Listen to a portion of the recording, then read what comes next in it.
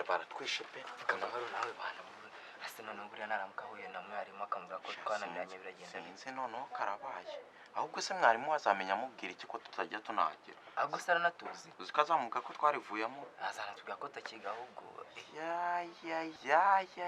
icyo kureka dubi urabizi reka natwaka nimero tuzamuhe saa zindi za bosi wacu ubundi wowe nkunze kuzana ibitekerezo bizima gusa kuko aho aramutse ahamagaye mwarimu kaba katubayeho rwose uri kumva nyine wazima aho navuye naba mpasubiye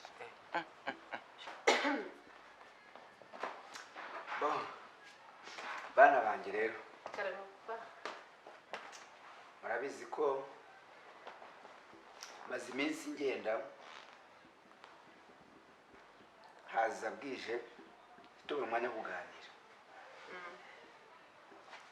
ariko haricyo ngira ngo mbabwire sibyo Liza nawe Charles ndagira ngo muzi za nshuti zanjye zanyemere ko zigiye kujya mu kibazo cy'urupfu rwa mama wanyu zikabyinjiramo zikazatumenyera abihishe inyuma y'urupfu rwa nyoko.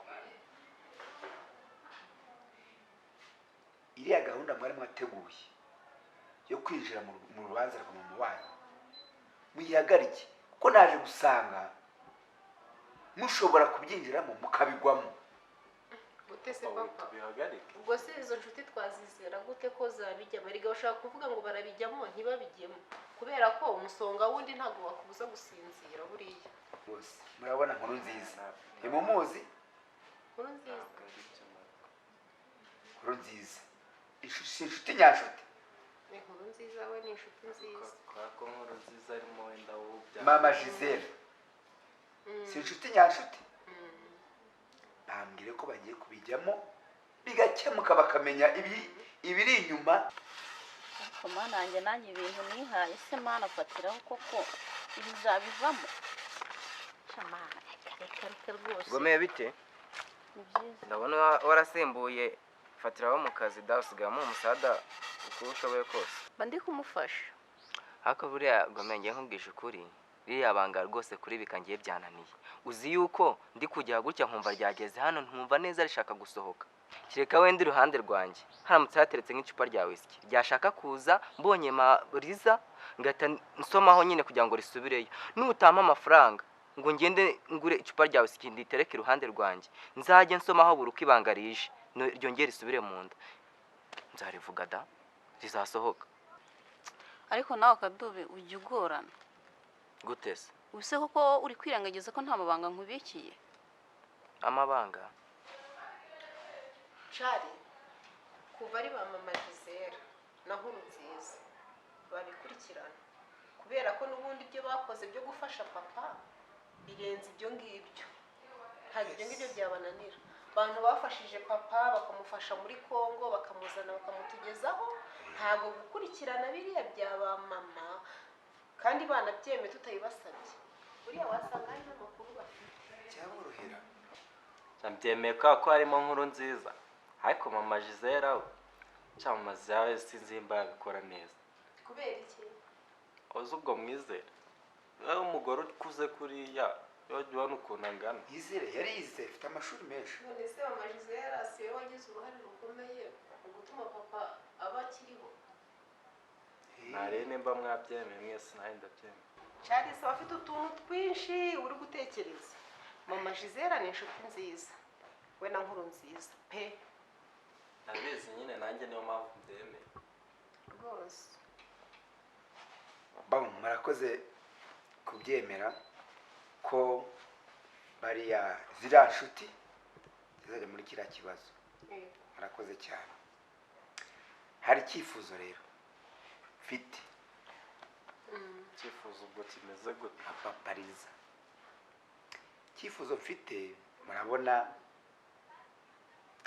murabona mbega uko ngana nuko meze mufite amatsiko nagira mbabwire ngo ndifuza kuzana undi mugore. Ako se Gome reka nkubaze amabanga uwumbikiye ni amabanga aremereye kurusha kwiba nose wowe wasimutse igipangu utagaragaje kuri iyi gisambo. Erega nta banga rito nta n'ibanga rinini ribaho, byose ni amabanga. ariko si ubwo reka nkubaze gusimbuka igipangu uri kumva ari ikintu gikomeye cyane ku buryo ibyo kwiba amafaranga byagabanya ikosa? Oya, ni mwebwe mufite icyaha gikomeye cyane kuko 500 no gusimbuka igipangu nta hantu bihuriye. murabyemera? ya ariko noneho narumve cyeka ari mba muzamuye indi nzu atari kuko ubwo niyinjira njye nzasohoka, ntabwo nabana n'umugore wundi utari mama muri ino nzu ubwo azasohoka ninjira. yamahe nka Rwayitare Charles si we yivumbuye. Ako ubwo bahumva ibyo bintu wowe byashoboka. Caricara. Oya mujye mutekereza. Mama arapfuye nta n'igihe kinini gishize wenda tuvuge tumenye yuko yapfuye. Ubu ugiye gushaka undi mugore. Ibyo bintu ukumva byashoboka. Ntabwo nabyemera. None se papa ni mama Gisela? Yeza ati wabimenye. Ese papa uwo mugore yaba ari mama Gisela? Kuki umbajije gutyo? Hari amakuru waba ufite? Hayo. Nuko nari mbitekereje cyambajije nyine gusa. Nuko mbona ari we mugore muziranye nyine. Muri kumwe muri iyi minsi cyane. Rono nawe uramushyigikiye. Reka reka.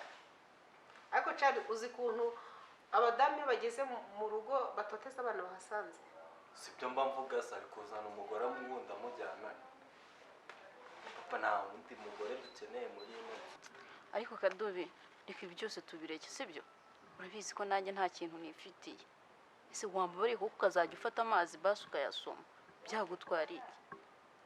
Icyo ngutegetse cyo nuko ugomba kunshakira iryo cupa kuko ndamutse ntanaribonye nimugoroba hanagera kuko ibanga ryasohotse. Njye nkubwije ukuri kandi ntago njya mbeshya. Komana yanjye kubonanwa na Kadobiri mana yanjye.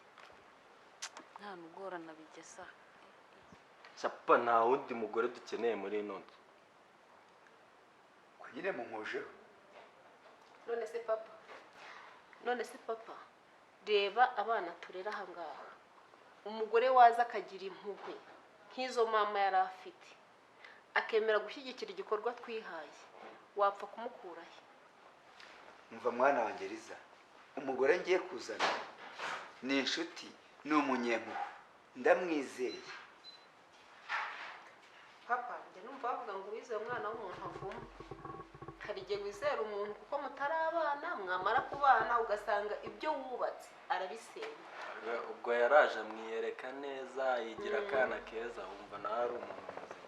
Erega abagore barahindura. Papa reka tubanze tujye mu kibazo cya mama, nicyo kitubabaje. Ndumva ibyo bindi ni iby'umunezero kandi twebwe nta munezero twumva dufite tutaramenya icyihishe inyuma y'urupfu rwa mama. Erega nta nuko tubyanzuye kwanza nta n'ikindi kintu ngiye nongera kubivugaho ndigeze. Nta kindi twabirenza.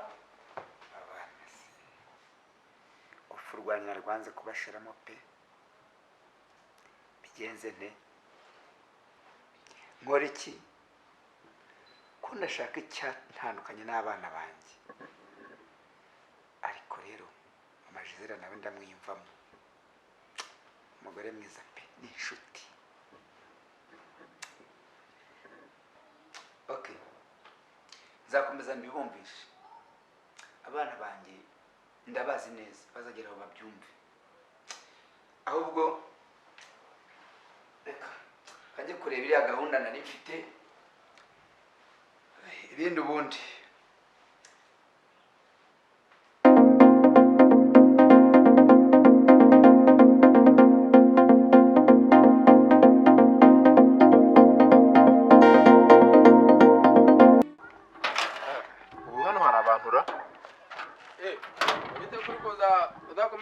Bite shafatiraho. Ni sawa. Amakuru ni meza. Urakomeye? Ndakomeye. Ko muza mudakomanze bimeze te? Ndi gushaka Liza. Uri gushaka Liza? Yego. Arahari reka nze mubwire. Sawa genda mubwire ko ndi kwihuta. Sawa. Sawa. Liza amakuru? Ni meza. Urakomeye? Ndakomeye. Impamvu itumye nza ahangaha rero nje kukubaza impamvu utagikundana na Kennedy. karibu Ubundi Kennedy mwapfuye iki? karibu mu Oya ntabwo nicara ndi kwihuta mu mujyi bari kumpamagara. Abakiriya gushaka amatelefone kandi uzi ko uyu munsi ari umunsi w'isoko. Nyine mwapfuye iki na Kennedy? Icyo kintu nshaka kumenya. suko kuracyatekereza ibya Kennedy. Oya abantu bakuru nkamwe mupfubusa nk'abana koko. Ariko Jean Paul Kennedy bura yarifashe ajya gukundana Koko hoya ndabizi ko uri inshuti ya Gorori. Nyine byagenze gute? nyine ntabwo nanjye nzi ukuntu byagenze. Kennedy nuko byagenze kandi ntabwo nenda gusubirana nawe. Kubera iki? Yararangiye. Kubera iki? Njye nafashe umwanzuro. Ko nge nshaka ibintu oya ko nshaka ibintu biciye mu mucyo byagenze bite? Ni ukubera iki? None se Jean Paul utekerereza Kennedy? Oya nanone. None Nyine twakora iki? Kennedy mwihorere we na Gorori. Gorori urabizi ni inshuti yanjye. Ninjye watumye amenyana na Kennedy. Iby'iki gihe man. Kuba rero baraje ntumbaze kuntu bihuje. Nabonye kuriya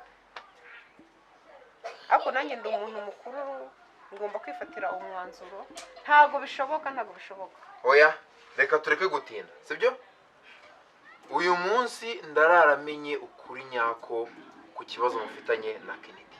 Kennedy murekiwe na Gorori yabihorere nta nubwo nkibatindaho nta nubwo nkibirebaho. Reka nihute ndi kubona amasaha ageze kure rero.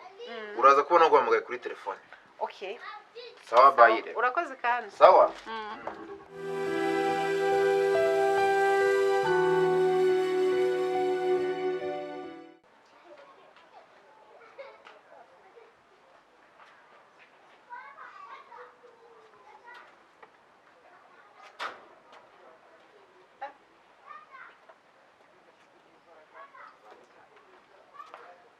Mutayeri batuhije.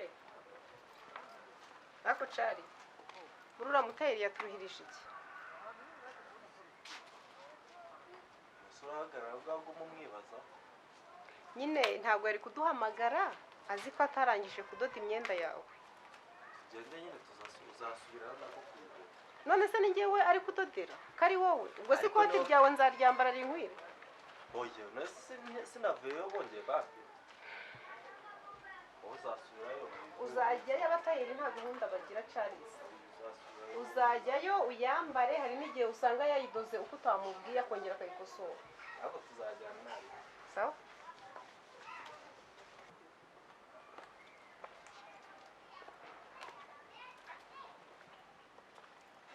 Salama Gome. Bite Gome? Ko wigunze se? n'inzara n'inzara Inzara ikurira muri uru rugo.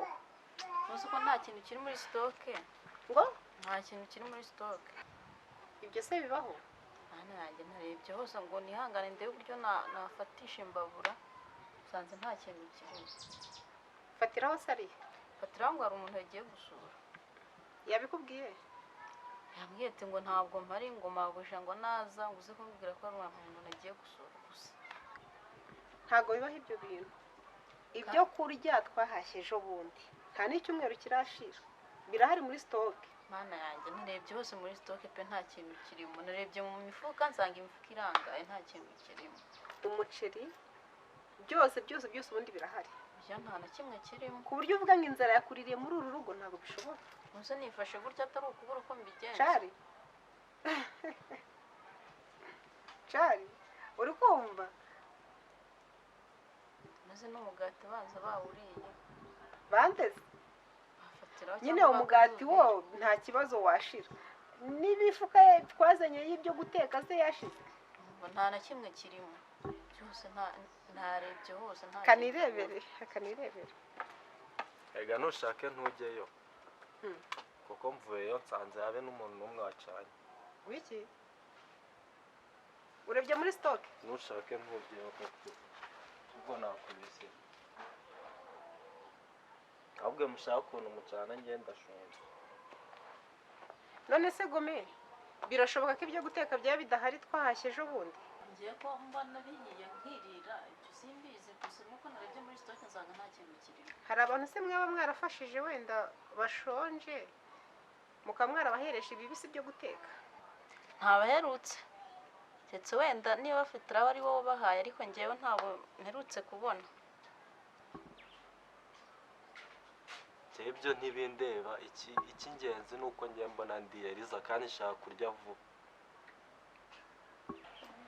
cyakora mwese ndabona muri gukina filime wagira ngo ni komedi murimo murakina. Charles Ngavuye yararebye, Gomez warebye, reka njye kwirebera. Ntabwo bishoboka ibintu muri kuvuga.